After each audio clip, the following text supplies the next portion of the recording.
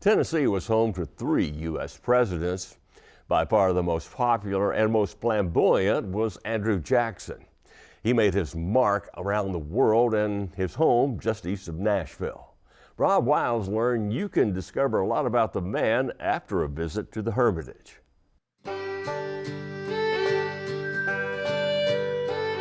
Andrew Jackson was a Nashville lawyer and politician and a decade away from international fame as the victor at the Battle of New Orleans in the War of 1812, when he and his wife Rachel decided they needed a new home. And so, according to Marcia Mullen, the curator here, back in 1804, they bought the parcel we know as the Hermitage. They originally lived in a 2-story log farmhouse, which part of it still stands here on the property. And that was where they were living during the War of 1812, when Jackson led the American troops at the Battle of New Orleans. And after the war, of course, he became a national hero and a pretty prominent national figure. And so he had not only some more prominence, but he also had some more money because he was the general for the Southern District of the Army. And he then had his agricultural income and his Army income. And he decided to build a new house. And they chose to build it on this site, a 2-story brick house. It was plain brick. It didn't have the wings, it didn't have the porch, but the center part of the house that we have today is basically that house. Come right in, folks. Let me welcome you to the entry hall. Nearly everything in the house actually belonged to the Jacksons. So it's not our interpretation of how they lived, it's how they really lived. It shows that, at least in this last version of the house, they were pretty sophisticated people. They bought nearly all the furnishings at that point in time in Philadelphia, which was, a major American city. So they were very up to date. The front of the house is Greek Revival architecture, which was the high popular architecture of the time. And the interior designs and everything shows a lot of Grecian influence as well. So I think that the main impression that Jackson wanted people to make, and I think that it still presents, is that he was a pretty sophisticated guy. Sophisticated and complicated. Still today, just as during his own lifetime, Jackson is a figure who evokes strong emotions. Some people really love him. Some people don't love him so much.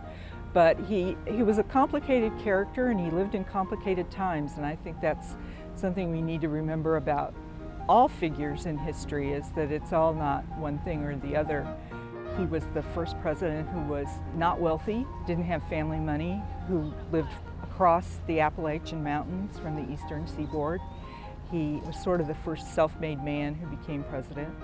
And that's an interesting story, that transition in American leadership from the Revolutionary era men who were mostly wealthy thinkers to a person like Jackson, who was more of a man of action and not of the elites, didn't have a college education, things like that.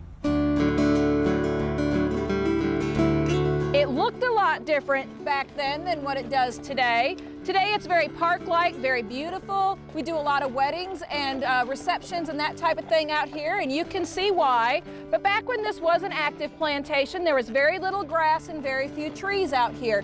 You can walk the grounds or take the mass transit of 1804 and get an idea of the size and scope of such a place.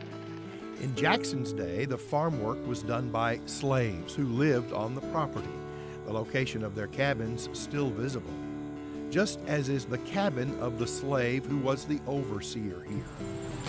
Today, the planting is done by dedicated landscapers who work to keep the garden, which Rachel Jackson loved so dearly, in the sort of shape she would appreciate and even recognize. We have the Jackson family garden, which includes Jackson and Rachel's tomb and the family cemetery.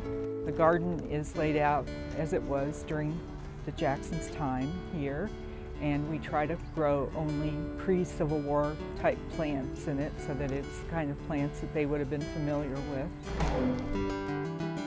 Sadly, not everybody can come here to the Hermitage to see all the historic artifacts and tour the house and the grounds up that way. So the Hermitage goes to them. Jason Nelson is Director of Marketing at the Hermitage. We're really heavily involved with not only schools here in Nashville, but schools really all over the country. We recently have launched an enhanced kind of webinar with our education department that features not only an audio component, but a video component as well. So essentially, schools and classrooms can Skype into the Hermitage to learn more. Because, you know, a lot of times these schools, they don't have funding to come out here on field trips, but it's still a way for us to keep Jackson fresh in the minds of the teachers and the students throughout the community and the country. Introducing Jackson to new generations who can peer into his life and explore the fascinatingly complicated man who left his mark on the world, but made his home in Nashville.